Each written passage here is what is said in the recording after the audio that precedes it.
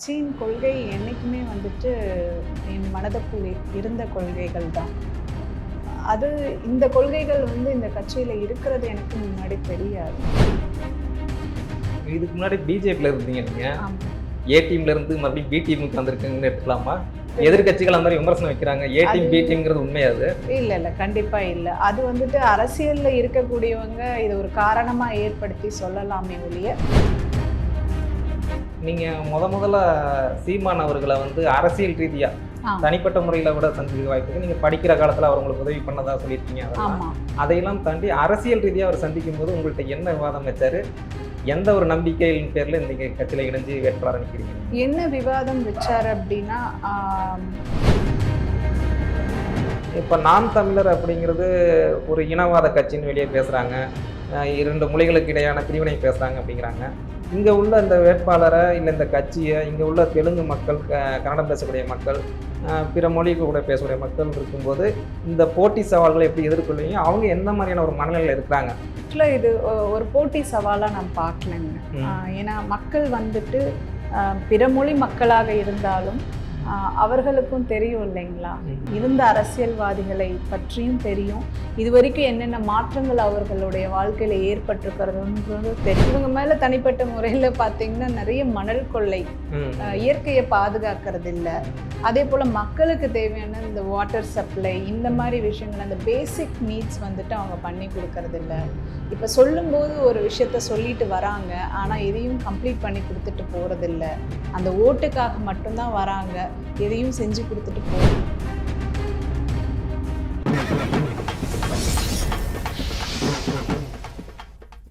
ராவணா வலைவலி நேயர்களுக்கு வணக்கம். நாம் இன்றைக்கும் சந்திக்கும் சிறப்பு விருந்தினர் கிருஷ்ணகிரி மாவட்டத்தினுடைய எம்பி வேட்பாளராக நாம் தமிழர் கட்சியில் தேர்வு செய்யப்பட்டிருக்கும் அனைவருக்கும் அறிந்த முகமான திரு வீரப்பன் அவர்களின் மூத்த மகளான வித்யாராணி அவர்களை சந்திக்க இருக்கிறோம். அவரிடம் கேட்பதற்கு நிறைய கேள்விகள் இருக்கிறது, வாருங்கள் கேட்கலாம். வணக்கம். வணக்கம். உங்களுக்கு இந்த கட்சி புதியது, இந்த மாவட்டமும் புதியது, உங்கள் கட்சியோட சின்னமும் புதிதாக இருக்குது. இதுலேருந்து நீங்கள் என்ன பார்க்குறீங்க? இப்போ எல்லாமே புதுசு புதுசாக இருக்கிறதுனால. இல்லை, புதுசாக இல்லைங்க. கட்சியின் கொள்கை என்றைக்குமே வந்துட்டு என் மனதுக்குள் இருந்த கொள்கைகள் தான். அது இந்த கொள்கைகள் வந்து இந்த கட்சியில் இருக்கிறது எனக்கு முன்னாடி தெரியாது. சித்தப்பாவை சந்தித்ததுக்கு அப்புறம்தான் இந்த மாதிரி விஷயங்களை ஃபாலோ பண்ணுறாங்கன்னு தெரியும். ஆனால் அவர் பொதுவாக பேசுகிற விஷயங்கள் நான் மேடையில் பார்த்துருக்கேன் முன்னாடியே. ஸோ ஊரும் எனக்கு புதிதில்லைங்க. நியர்லி ஒரு 7-8 வருஷமாக இங்கே நான் வந்து இருக்கேன். இதுக்கு முன்னாடி பிஜேபியில் இருந்தீங்க நீங்கள். ஆமாங்க. ஏ டீம்லேருந்து மறுபடியும் பி டீமுக்கு வந்திருக்குங்கன்னு எடுத்துக்கலாமா? ஏ டீம் பி டீம் மற்றவங்க சொல்லலாம். பொதுவாக மக்களுடைய கருத்து அது மாதிரியா இருக்கு. மற்ற எதிர்கட்சிகள் அந்த மாதிரி விமர்சனம் வைக்கிறாங்க. ஏ டீம் பி டீம்ங்கிறது உண்மையா அது? இல்லை கண்டிப்பா இல்லை. அது வந்துட்டு அரசியல்ல இருக்கக்கூடியவங்க இதை ஒரு காரணமா ஏற்படுத்தி சொல்லலாமே ஒழிய, அப்படி ஒன்று உண்மையா இருந்தா இன்னைக்கு வந்து பாத்தீங்கன்னா அந்த சின்னம் விஷயம் வந்து இப்படி ஆகியிருக்கவே தேவையில்லை இல்லைங்களா? நேற்று கூட அண்ணாமலை அவருடைய மனுவில் வந்த பிரச்சனையை கூட நிறுத்தி வச்சு திரும்ப ஏற்கப்பட்டிருக்கு. இதே ஒரு சாமானியருக்கு வந்துட்டு அந்த மாதிரி ப்ராப்ளம் வந்திருந்தது அப்படின்னா உண்மையிலேயே அந்த மாதிரி ஒரு பதில் வந்து எலெக்ஷன் கமிஷன் கிட்டேருந்து வந்திருக்குமான்றது நமக்கு ஒரு கேள்விக்குறி தான். இவர் சித்தப்பாவும் எத்தனையோ முறை வந்துட்டு போய் கோர்ட்டில் கேட்டிருக்காரு, எலெக்ஷன் கமிஷன் கிட்ட கேட்டிருக்காரு. சரி, அந்த சின்னமும் கொடுக்கல, கேட்ட சின்னமும் கொடுக்கல. இதுதான் உங்கள் சின்னன்னு சொல்லி நமக்கு ஒரு வற்புறுத்தலான சூழல் தானே இங்கே ஏற்பட்டிருக்கு. அப்படி இருக்கும்போது எப்படி இந்த மாதிரி விஷயங்கள்லாம் நடக்கும்போது இன்னொன்றும் என்ஐஏ ரைடும் நடந்திருக்கு. இந்த மாதிரி ஒரு கட்சிக்கு எதிரான விஷயங்கள் வந்து பிஜேபி சம்மந்தப்பட்டு தான் நடக்குது அப்படின்னும் போது எப்படி வந்துட்டு ஏ டீம் பி டீம்னு யார் வந்து சொல்கிறது ஏற்றுக்க முடியும்? எப்படி இருக்க முடியும்? அப்போ பி டீம் இல்லைன்னு சொல்ல வரீங்க நீங்கள்? கண்டிப்பாக பி டீம் இல்லை. நல்ல விஷயம். இப்போ தொடர்ச்சியாக உங்களுக்கு புது சின்னம் கொடுத்துருக்குது எந்த விதத்தில் பலன் நினைக்கிறீங்க, எந்த விதத்தில் பலகீனம்னு நினைக்கிறீங்க? இந்த ஒளிவாங்கி சின்னம் இருக்கு இல்லையா? இல்லை, கண்டிப்பாக இது பலகீனம் கிடையாதுங்க. இது வந்து உண்மையிலேயே ரொம்ப பலமான விஷயம்தான். ஏன்னா சித்தப்பா சொன்ன மாதிரி தேர்தல் கமிஷனே முடிவு பண்ணியிருக்காங்க. இவருக்கு என்ன சின்னம் கரெக்டாக இருக்குன்னு கரெக்டாக பார்த்து ஒவ்வொரு டைமும் கொடுத்துட்றாங்க. அந்த மாதிரி ஒரு விஷயமா தான் மைக் சின்னத்தை நம்ம எடுத்துக்க முடியும்.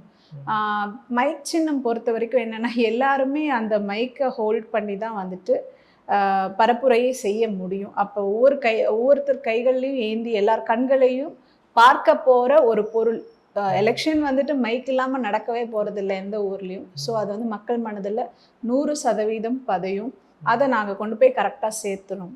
இன்னொன்னு சின்னத்தை தாண்டி கருத்து, எங்களோட கொள்கைகள், அதை பேஸ் பண்ணி தான் வந்து ஓட்டு விழுன்றது. சித்தப்பாவோட முகத்துக்காகவும் எங்களுடைய கொள்கைகளுக்காகவும் தான் வந்துட்டு ஓட்டு விழுன்றது என்னோட கருத்து. நீங்க முதல்ல சீமான் அவர்களை வந்து அரசியல் ரீதியா தனிப்பட்ட முறையில கூட சந்திக்க வாய்ப்பு இருக்கு. நீங்க படிக்கிற காலத்துல அவர் உங்களுக்கு உதவி பண்ணதா சொல்லியிருக்கீங்க. அதெல்லாம் அதையெல்லாம் தாண்டி அரசியல் ரீதியா அவர் சந்திக்கும் போது உங்கள்கிட்ட என்ன விவாதம் வச்சாரு? எந்த ஒரு நம்பிக்கையின் பேர்ல நீங்க கட்சியில இணைஞ்சு வேட்பாளராக நிக்கிறீங்க? நீங்க என்ன விவாதம் வச்சாரு அப்படின்னா, நீங்க வந்து எந்த கொள்கையை ஏற்றுக்கொண்டு வந்துட்டு பிஜேபியில இருக்கீங்கன்னு சொல்லி என்கிட்ட நாங்க பேசிட்டு இருந்தோம். அப்ப நான் வந்து இந்த மாதிரி தேசிய கொள்கைகள் இருக்குது சித்தப்பா, நான் அவங்க சோஷியல் சர்வீஸ் ரிலேட்டடாக எனக்கு வந்து வாய்ப்பு கொடுக்கறதுக்கு வாய்ப்பு லைக் அது ரிலேட்டடாக, ஏன்னா அவங்க தலைமையில் இருக்காங்க இல்லைங்களா. ஸோ அது ரிலேட்டடாக என்னை மக்களுக்கு ஏதாவது சேவை செய்ய வாய்ப்பு கொடுப்பாங்கன்றதுக்காக நான் வெயிட் பண்ணுறேன். அதுக்காக நான் வெயிட் பண்ணி, நீங்கள் அப்படி வெயிட் பண்ணவே தேவையில்லை. என்னோட கட்சியில் நீங்கள் வந்த உடனே நான் வாய்ப்பு கொடுக்குறேன் உங்களுக்கு, மக்களுக்கு நேரடியாக போய் சேவை செய்கிறதுக்கு. ஏன்னா நம்ம உள்ளேருந்து ஒரு கட்சி ரீதியாக நம்ம ஒர்க் பண்ணுறோம் அப்படின்னும்போது நேரடியாக நமக்கு தலைமை கூட ஒரு ப்ராப்பரான கம்யூனிகேஷன் இல்லைன்னும் போது இப்படி அப்பாவோட பேருன்றது மக்கள்கிட்ட ரீச் ஆகிருக்குது. இதை வச்சு மற்றவர்கள் அரசியல் பண்ணுறதுக்கான ஒரு சூழல் தான் அதிகமாகிடுது. அதை வந்துட்டு அவர்கிட்ட பேசிகிட்டு இருக்கும்போது அவர் வந்து நேரடியாக நீங்கள் இறங்கி நீங்கள் உங்களோட அரசியலை இங்கே செம்மையாக செய்யலாம், அதற்கான வாய்ப்புகள் இங்கே வந்து உங்களுக்கு அதிகமாக இருக்கும், இந்த கொள்கைகளை நீங்கள் நேரடியாக கொண்டு போய் மக்கள்கிட்ட சேர்த்துலாம் அப்படின்னு சொல்கிறாரு. அப்போ தான் நான் கொள்கைகள் விஷயங்களை நான் அவர்களோட அங்கே இருக்கக்கூடிய மற்ற கட்சி உறுப்பினர்கள்கிட்ட பேசும்போது அவங்க உள்ளுக்குள்ளே வந்து எப்படி என்னென்ன டீமாக பிரிஞ்சிருக்காங்க, சுற்றுச்சூழலை பேஸ் பண்ணி எப்படி வேலை செய்கிறாங்க, விவசாயிகளை பேஸ் பண்ணி எப்படி வேலை செய்கிறாங்க, மருத்துவ பிரிவு, மொழி பிரிவு, இப்படி ஒவ்வொரு பிரிவுலையும் வந்துட்டு நல்ல ஒரு ஸ்போர்ட்ஸ் பிரிவு, இதில் வந்துட்டு தகுதியானவர்களை உட்கார வைத்து தகுதியான விஷயங்களை செஞ்சிட்டு இருக்கிறத நான் பார்த்தேன். ஸோ இது எனக்கு ஒரு பெரிய இன்ஸ்பிரேஷனாக இருந்தது. நம்ம எப்படி ஒரு கட்டமைப்பை யோசித்து வச்சுருந்தோமோ அதுக்கு ஒரு ஈக்குவலாக இருக்குது. அப்பாவோட எண்ணங்கள் வந்து நிறைய இவங்கக்கிட்ட பிரதிபலிக்குது அப்படின்றத பேஸ் பண்ணி நான் இணைஞ்சேன். சீமான் அவர்கள்ட்ட இந்த மாதிரியான ஒரு அரசியலை கற்றுக்கிட்டு இருக்கீங்க. உங்களுடைய அப்பா திரு வீரப்பனார் அவர்கள்ட்ட எந்த மாதிரியான ஒரு அரசியலை நீங்கள் ஒரு தெளிவுபட்டிருக்கீங்க? அப்பா கிட்ட இருந்து அரசியல் அப்படின்றத விட மக்களுக்கு வந்து நேர்மையா நியாயமா இருக்கணும்ன்றத. ஏன்னா அவர் தொடர்ச்சியா கருணாநிதி அவர்கள், மறைந்த கருணாநிதி அவர்களை பத்தி பேசியிருக்காரு, அம்மையார் ஜெயலலிதாவை பத்தி பேசியிருக்காரு, ரஜினியை பத்தி கூட பேசியிருக்காரு, அதுக்கப்புறம் ராஜ்குமார் அந்த கர்நாடக மாநிலத்தினுடைய அவரை பத்தி பேசியிருக்காரு.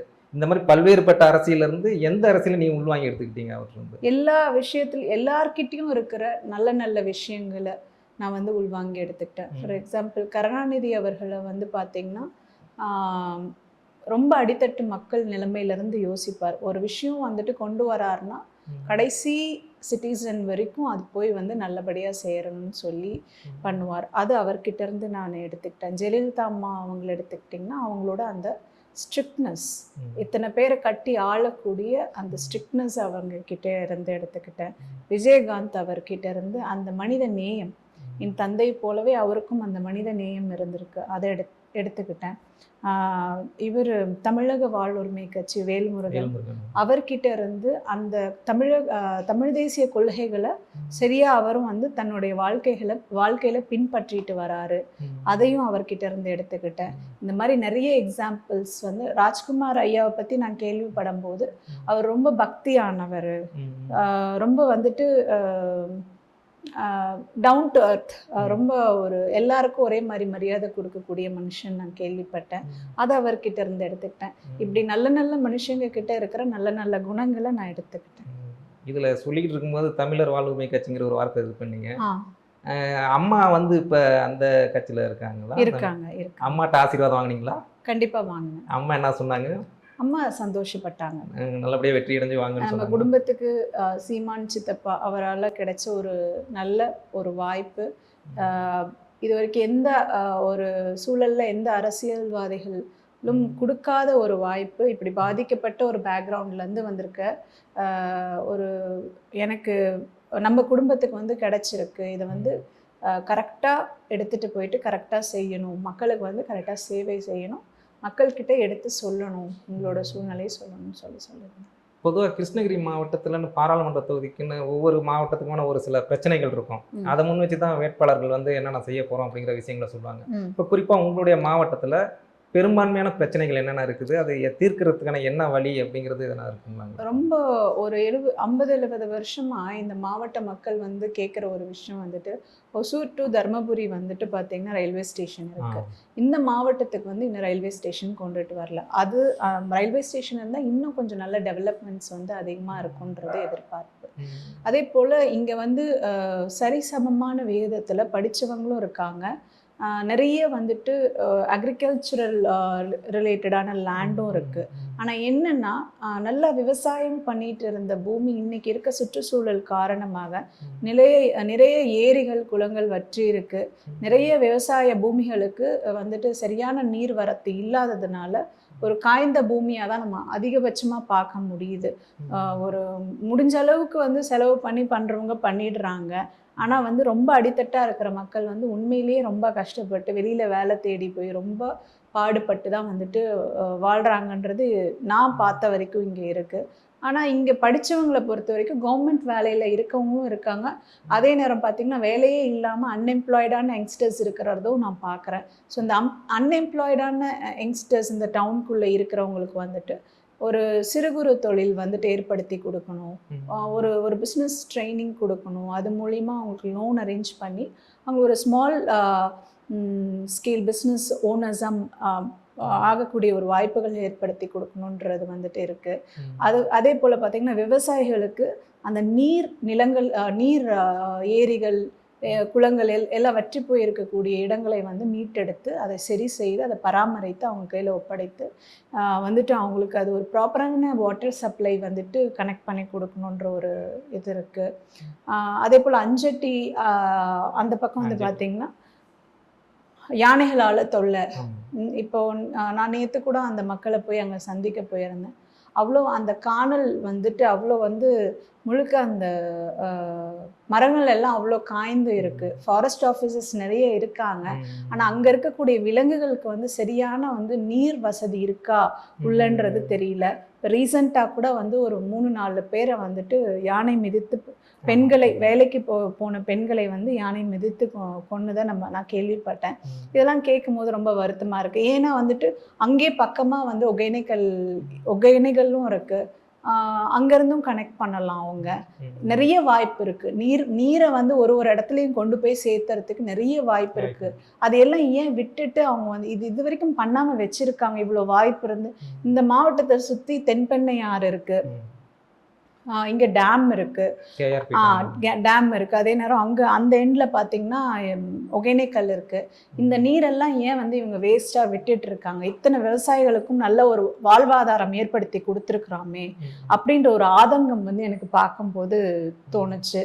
அதே போல் பார்த்திங்கன்னா இங்கே இருக்கக்கூடிய விவசாயிகள் வந்து மல்லிகைப்பூ, தக்காளி, மாம்பழம், ரோஸ் இதெல்லாம் வந்துட்டு உற்பத்தி அதிகமாக செய்யக்கூடிய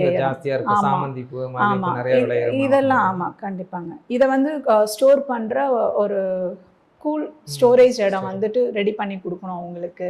அதே போல் இந்த பொருட்கள் வந்துட்டு அதிகபட்சத்தில் அவங்க உற்பத்தி படுத்தும் போது அதை வந்துட்டு இன்னும் டிஃப்ரெண்ட்டான குவாலிட்டி பொருட்களாக மாற்றி அது மார்க்கெட்டுக்கு கொண்டு போய் அது ஹெல்ப் பண்ணி கொடுக்கணும். அது மூலிமா நிறைய பெண்களுக்கு வந்து வேலை வாய்ப்பை ஏற்படுத்தி கொடுக்கணும். நிறைய பெண்களை வந்துட்டு வேலை இல்லாமல் குடும்பத்தில் வந்து கஷ்டப்பட்டுட்டு இல்லை ஹஸ்பண்ட் சப்போர்ட் இல்லாமல் இருக்கும். இந்த மாதிரி இருக்கிற பெண்களுக்கெல்லாம் வந்துட்டு ஒரு நிறைய வேலை வாய்ப்புகள் ஏற்படுத்தி கொடுக்கணும் அப்படின்ற ஒரு ஆசை இருக்கு. நிறைய திட்டங்கள் இந்த மாதிரிலாம் யோசிச்சிருக்காங்க. பொதுவாக எல்லா அரசியல்வாதிகள்ட்டையும் கேட்க வேண்டிய எல்லாம் பொதுவாக ஒரு கேள்வி கேட்பாங்க. சிஎம் ஆனீங்கன்னா முதல் கையெழுத்து என்ன, சீமான் முதலமைச்சரானா முதல் கையெழுத்து என்ன?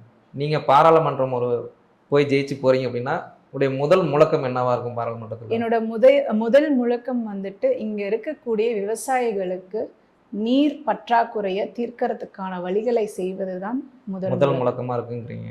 நல்ல விஷயம். இந்த கிருஷ்ணகிரி மாவட்டங்கிறது பொதுவாக இது ஆந்திரா கர்நாடகா பார்டர் இருக்கிறதுனால இங்கே நிறைய தெலுங்கு பேசக்கூடிய மக்கள் இருப்பாங்க, கன்னடம் பேசக்கூடிய மக்கள் இருப்பாங்க, பெரும்பான்மை தமிழ் சரிபாகதையாக கூட இருக்கிறதுக்கான வாய்ப்புங்க நிறைய இருக்குது. இப்போ நாம் தமிழர் அப்படிங்கிறது ஒரு இனவாத கட்சின்னு வெளியே பேசுகிறாங்க, 2 மொழிகளுக்கு இடையான பிரிவினை பேசுகிறாங்க அப்படிங்கிறாங்க. இங்கே உள்ள இந்த வேட்பாளரை இல்லை இந்த கட்சியை இங்கே உள்ள தெலுங்கு மக்கள், கன்னடம் பேசக்கூடிய மக்கள், பிற மொழி கூட பேசக்கூடிய மக்கள் இருக்கும்போது இந்த போட்டி சவால்களை எப்படி எதிர்கொள்வீங்க? அவங்க எந்த மாதிரியான ஒரு மனநிலையில் இருக்கிறாங்க? ஆக்சுவலாக இது ஒரு போட்டி சவாலாக நான் பார்க்கலங்க. ஏன்னா மக்கள் வந்துட்டு பிற மொழி மக்களாக இருந்தாலும் அவர்களுக்கும் தெரியும் இல்லைங்களா, இருந்த அரசியல்வாதிகளை பற்றியும் தெரியும், இது வரைக்கும் என்னென்ன மாற்றங்கள் அவர்களுடைய வாழ்க்கையில ஏற்பட்டிருக்கிறதுன்றது தெரியும். இல்ல இந்த கேள்வி நான் உங்கள்கிட்ட ஏன் கேட்குறேன் அப்படின்னா, தொடர்ச்சியா இப்போ பிரச்சாரம் போயிட்டு இருப்பீங்க, அந்த பிரச்சாரத்துல பல்வேறு பகுதி மக்களை சந்திக்கும் போது அவங்களுடைய மனநிலை என்ன? இப்போ ஒரு தெலுங்கு அதிகம் பேசக்கூடிய மக்கள் இருக்கிற இடத்துல பிரச்சாரம் போவீங்க, கன்னடம் பேசக்கூடிய மக்கள் இடத்துல போவீங்க, அவங்க வந்து உங்களை ஏத்துக்கிறாங்களா? என்ன மாதிரியான அரசியல் புரிதல் அவங்களுக்கு இருக்கு? கண்டிப்பா ஏத்துக்கிறாங்க. கன்னடம் பேசுறவங்க ஏத்துக்கிறாங்க, தெலுங்கு பேசுறவங்க ஏத்துக்கிறாங்க. ஏன்னா அது பார்டர் ரீஜன் இல்லைங்களா, அந்த மக்கள் உண்மையிலேயே அந்த பார்டர் பிரச்சனை ஒவ்வொரு டைமும் வந்து ஃபேஸ் பண்ணியிருப்பாங்க.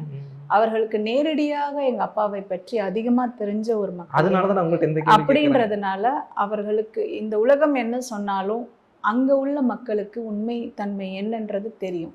ஸோ அவங்களுக்கு அந்த மொழி சம்மந்தப்பட்டு என்னை பிரித்து பார்க்கக்கூடிய நிலைமையில அவங்க ஏற்றுக்கிறாங்க. அவர்கள் வந்து வீரப்பன் அவர்களுடைய பெண்ணாக தான் என்னை பார்க்குறாங்களே ஒழிய ஒரு அந்த மனுஷன் வந்து ஒரு நல்லது செஞ்சுட்டு போனார். இத்தனை அரசியல்வாதிகள் இருந்தாங்க, யாரும் செய்யலை. மறைமுகமாகவே எத்தனையோ மக்களுக்கு செஞ்சுட்டு போயிட்டார். ஒரு நல்ல ஒரு அரசியல் இதுக்கு வராமையே அவரால் முடிஞ்சதை செஞ்சுட்டு போயிட்டாரு. அதே விஷயங்களை வந்து நானும் கையில் எடுப்பேன்ற நம்பிக்கையில தான் அவங்க இருக்காங்களே ஒழிய அவங்க வந்துட்டு வேற மாதிரி என்னை யோசிக்கலன்றது என்னோட. ஏன்னா ஐயா வீரப்பன் அவர்களை பத்தி பல்வேறு மக்களுக்கோ பல்வேறு கருத்துக்கள் இருக்கிறதுக்கு வாய்ப்புகள் இருக்கு. எனக்கு உங்க மேல ஒரு தனிப்பட்ட மரியாதை எதனால ஏற்பட்டுச்சு அப்படின்னா, அந்த பூசை முனுசாமியில வந்து 2 பெண்களுக்கான உரையாடல், பாதிக்கப்பட்ட 2 பெண், நீங்களும் அந்த இறந்த காவல் அதிகாரியுடைய மகள் 2 பேரும் பேசக்கூடிய அந்த விஷயங்கள் இருக்கும். அதில் நீங்கள் ரொம்ப மெச்சூராக ரொம்ப ஒரு மனிதாபியத்தோட பேசியிருப்பீங்க. இருந்தாலும் அப்பா அதை செஞ்சுருக்க கூடாது, மனசார அவங்கள்ட்ட மன்னிப்பு கேட்டுன்னு ஒரு மன்னிப்பு கேட்குறது நேரடியாக வீரப்பன் ஐயாவே வந்து அந்த குடும்பத்திட்ட மன்னிப்பு கேட்ட மாதிரியான ஒரு உணர்வு பெரும்பான்மையான மக்களுக்கு ஏற்பட்டுச்சு, எனக்கும் ஏற்பட்டுச்சு. அதனால் இங்குள்ள மக்கள் வந்து அவங்களுடைய பிள்ளையை ஏற்றுக்குவாங்க அப்படிங்கிற நம்பிக்கை எனக்கும் தான் இருக்குது. 2வது ஒரு பிளே ஸ்கூல் வச்சு நடத்திக்கிட்டு இருக்கீங்க. தினைக்கும் சின்ன குழந்தைங்களை பார்ப்பீங்க, அவங்க கூட விளையாடுவீங்க. அவங்கள பார்க்கும்போது உங்களுக்கு எந்த மாதிரியான ஒரு இந்த வருங்கால தலைமுறைகள் நம்ம வளர்த்தெடுக்கிறோம் அப்படிங்கிற ஒரு எண்ணம் உங்களுக்கு எப்படி? கண்டிப்பா அந்த ஃபுல்ஃபில்மெண்ட் தாங்க. ஏன்னா என்கிட்ட ஒரு குழந்தையா வர ஒவ்வொரு குழந்தைகளுமே இந்த நாட்டினுடைய அடுத்த சிட்டிசனாக மாறப்போகிற குழந்தைகள்.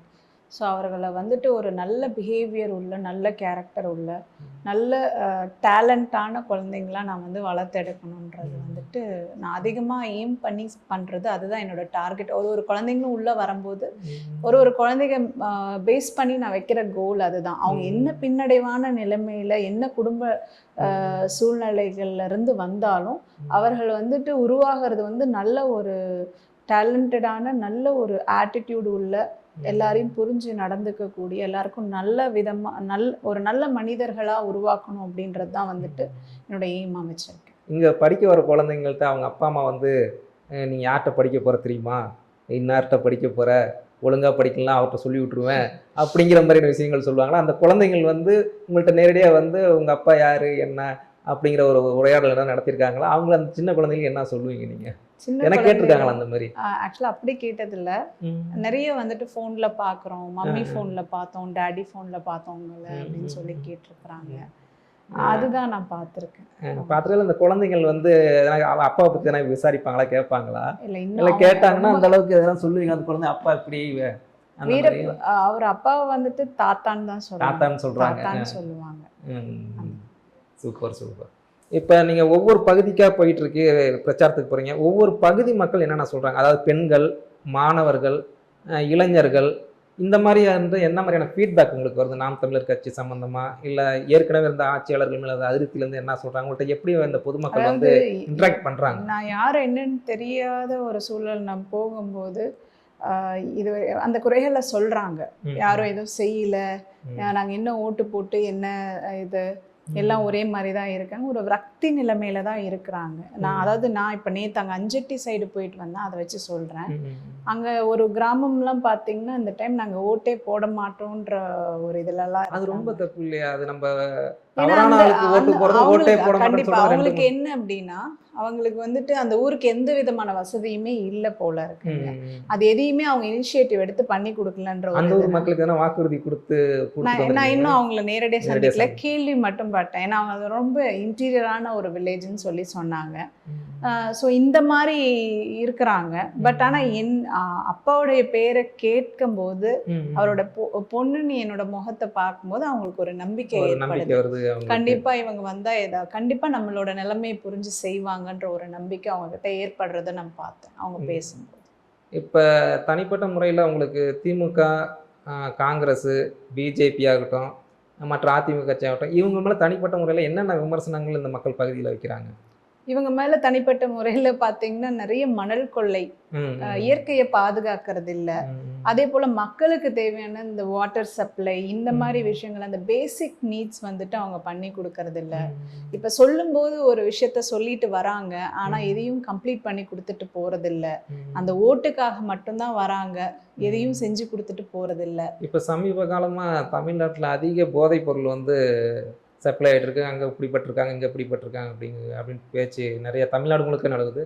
நீங்க பிரச்சாரத்துக்கு போகும்போது இது சம்பந்தமா யாராவது பேசுறாங்களா? மக்கள்கிட்ட இது சம்பந்தமா இன்னும் பேசலங்க. ஆனா நான் கண்டிப்பா இதை ரொம்ப இல்ல மக்கள் உங்கள்கிட்ட எதுவும் சொல்றாங்களா இந்த மாதிரிலாம் இருக்குது, இதை எப்படி கட்டுப்படுத்துறது, என்ன பண்றது? இல்ல இந்த அந்த அளவுக்கு நான் போன அந்த ஏரியாவில் சொல்லல. ஆனா நான் ஏன்னா இங்க 12th வரைக்கும் குழந்தைங்க படிச்சிருக்காங்க.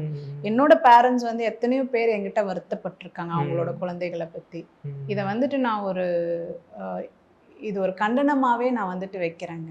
என்னன்னா நம்மளுடைய அடுத்தது நம்மளோட நாடு இந்த குழந்தைங்க கையில தான் இருக்க போகுது.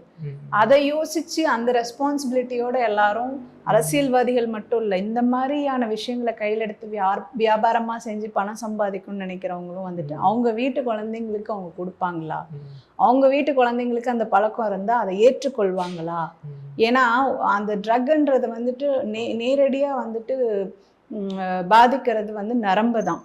அவங்களோட திங்கிங் கெப்பாசிட்டியில இருந்து தன் சுயநினைவையே மறந்த ஒரு குழந்தை இந்த நாட்டுக்கு தன்னையே மறந்த ஒரு குழந்தை எந்த ரீதியா இந்த நாட்டுக்கும் தன்னுடைய வீட்டுக்கும் தனக்குமே முதல்ல நல்ல விதமா இருப்பாங்கன்றது நம்ம யோசிச்சு பார்த்துக்கணும். இது எவ்வளோ பெரிய பாதிப்பு, நம்ம நாடு எந்த அழிவை நோக்கி எடுத்துட்டு போயிட்டு இருக்காங்க. இது ஏன் யாருமே சீரியஸா எடுத்துக்காம, இத்தனை போலீஸ் இருக்கிறாங்க, இத்தனை துறைகள் இருக்காங்க, ஏன் இவங்களாம் என்ன தோற்று போயிட்டாங்களா?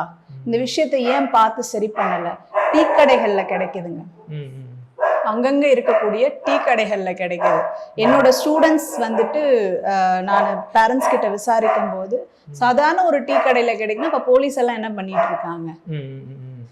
பேரண்ட்ஸே சொல்லியிருக்காங்க. நான் ரொம்ப மன வருத்தப்பட்டிருக்கேன், அந்த பேரண்ட்ஸும் ரொம்ப மன வருத்தப்பட்டிருக்காங்க. அந்த குழந்தையை திருத்த முடியாம இன்னைக்கு நிறைய de addiction centres number of de addiction centres எல்லாம் இன்க்ரீஸ் ஆயிடுச்சு. நம்ம எங்க போயிட்டு இருக்கோம் அப்படின்ற பெரிய கேள்வி நம்ம மனசுல இடமே கிடைக்கிறது இல்லை அப்படிங்கிற அளவுல பேசிட்டு இருக்காங்க. கட்சி ரீதியாக அதுக்கு என்ன முடிவு எடுத்திருக்கீங்க? இந்த போதைப் பொருள் ஒழிப்பு சம்பந்தமா என்ன ஒரு கண்டிப்பா இதை பேஸ் பண்ணி நாங்கள் நான் நின்று ஜெயிச்சாலும் இல்லை குறைந்த ஓட்டில் தோற்றாலுமே இந்த விஷயம் என்னோட ஏரியாவில் எங்கே நடந்தாலும் நாம் தமிழர் கட்சியின் உறுப்பினராக நான் இருந்து அதுக்கு எதிராக நான் போராடுவேன். என் தம்பிகளும் நாம் தமிழர் செந்தமிழன் சீமான் சித்தப்பா அவர்கள்கிட்ட ஒரு உரிய பெர்மிஷன் கேட்டு என் தம்பிகள் எல்லாம் சேர்ந்து இங்கே இருக்க லோக்கல் ஏரியாவில் போராடுவோம். ஃபுல்லாக இருக்கிற தமிழ்நாடு ஃபுல்லாக இருக்கிற எல்லா இடத்துலையும் எங்கே இருந்தாலும் அவர்கள் மீது சட்டப்படி நாங்கள் நடவடிக்கை எடுக்கிறதுக்கான வேலையை நாங்கள் கண்டிப்பாக கைவிடாமல் செய்வோம் அப்படின்றத நான் சொல்கிறேன். ராவணா வலைவலிக்கு உங்கள் பேட்டி தந்தமைக்கு நன்றி. உங்கள் நல்ல எண்ணங்கள் நிறைவேற ராவணா வலைவலி சார்பாக வாழ்த்துக்களையும் நன்றியும் தெரிவித்துள்ளோம். நன்றி, வணக்கம்.